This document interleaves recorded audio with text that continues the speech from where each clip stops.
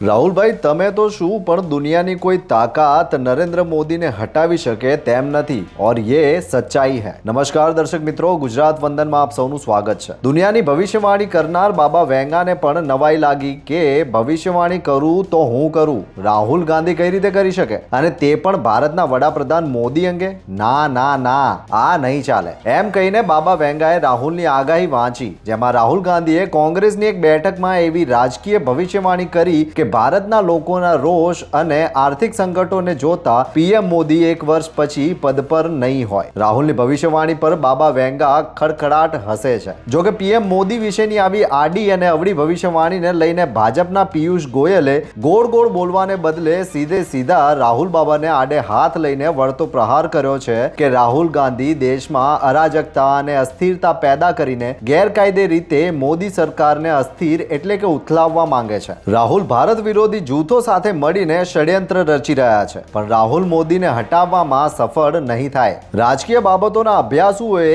એ વાતની નોંધ લીધી છે કે રાહુલ છેલ્લા કેટલાક સમયથી મોદી સરકાર પર ખૂબ આકરા પ્રહારો કરી રહ્યા છે। જેમ કે તેમણે મોદી એક વર્ષ પછી પદ પર નહીં હોય એવી ભવિષ્યવાણી કરી તે પહેલા પોતાના મત વિસ્તાર રાયબરેલીની જનસભામાં પીએમ મોદી અને હોમ મિનિસ્ટર અમિત શાહને ગદ્દાર કહીને સનસનાટી મચાવી હતી। રાહુલનું કહેવું છે કે મોદી અને શાહે બંધારણ ઉપર હુમલો કર્યો હોવાથી તેઓ દેશના ગદ્દાર છે। તેનો જવાબ અમિતભાઈએ અમદાવાદના એક કાર્યક્રમમાં એમ કહીને આપ્યો કે રાहुल बाबा, इस जन्म में तो क्या, अगले 7 जन्म में भी आप मोदी जी को हटा नहीं सकते। કહેનારાઓ તો કહી રહ્યા છે કે એક વાત તો સાચી કે અમિતભાઈ શાહે બંગાળની ચૂંટણીઓના પરિણામ અંગે જે કહ્યું હતું તે સાવ સાચું પડ્યું। જેમ કે 4 મેના રોજ બપોરના 1 વાગ્યા સુધીમાં બંગાળના મમતા દીદી સીએમ પદ પર નહીં હોય અને થયું પણ એવું જ। એટલે બાબા વેંગાને પોતાની ભવિષ્યવાણીઓની જેમ અમિતભાઈની ભવિષ્યવાણી પર સૌથી વધુ વિશ્વાસ છે, પણ રાહુલ પર વિશ્વાસ નથી। અને ક્યાંથી વિશ્વાસ હોય?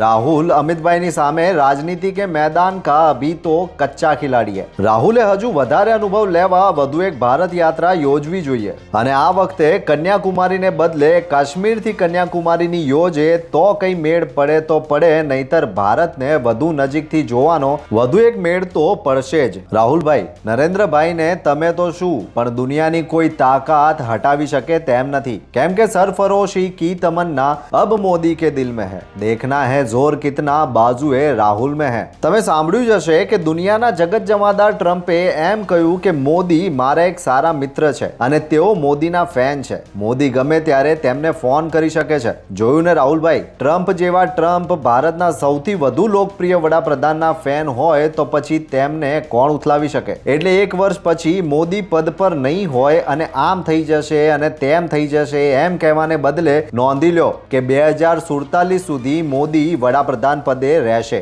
2030માં અમદાવાદમાં કોમનવેલ્થ ગેમ્સનું ઉદ્ઘાટન કરીને 2036માં અમદાવાદમાં યોજનાર ઓલિમ્પિક માટેની તૈયારીઓ કરતા હશે और ये सच्चाई है। એટલે આવી ભવિષ્યવાણીઓ કરવાનું બાબા વેંગા પર છોડીને બાબા રાહુલ, તમે ઇન્ડિયા બ્લોકની ચિંતા કરો તો પણ ભયો ભયો। જો તમને અમારો આ વિડીયો ગમ્યો હોય તો લાઈક, શેર અને સબસ્ક્રાઇબ કરો। ધન્યવાદ।